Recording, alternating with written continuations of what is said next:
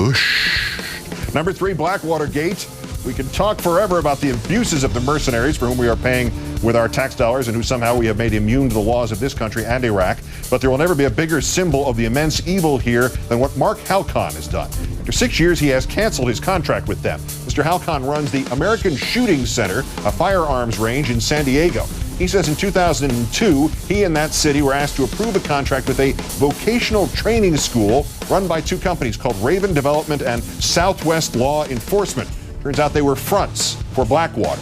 For them to mislead the city council and claim they're a vocational training school, says Mr. Halcon, makes me wonder what vocation they're training for. Number 2, Healthcare Gate. Startling data from a poll taken by the Family Foundation connected to the Kaiser Healthcare people. We've heard of shotgun marriages and getting married because you had to and marrying for love. But marrying for healthcare? 7% of respondents say they or someone in their household decided to get married in the last year to become attached to their spouse's health care plan. Watch the administration spin that as a faith-based boost for marriage.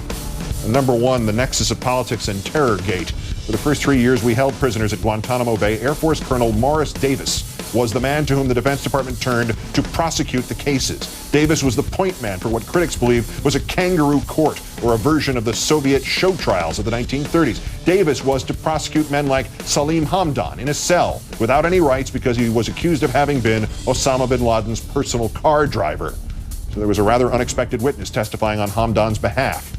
Air Force Colonel Morris Davis. He is a witness in the latest Hamdan case, arguing that the infamous Military Commissions Act, the one that Mr. Bush railroaded through a pliant Congress before the midterm elections, is unconstitutional. Davis didn't just say the Hamdan argument was right, since it permits the use of evidence obtained by coercion or torture, to say nothing of hearsay. He also quoted the former general counsel of the Defense Department, who he says told him, "We can't have acquittals. We've been holding these guys for years. How can we explain acquittals? We have to have convictions." Colonel Davis put it simply. He was under pressure to hurry through cases and get those convictions so President Bush could use them politically before the 2006 midterms.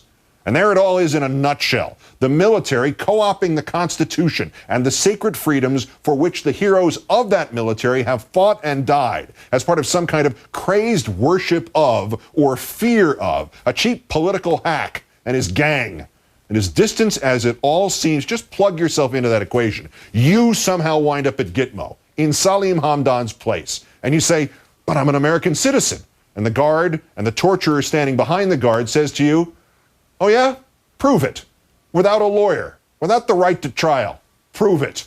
And until then, you want some water? Pour it up your nose?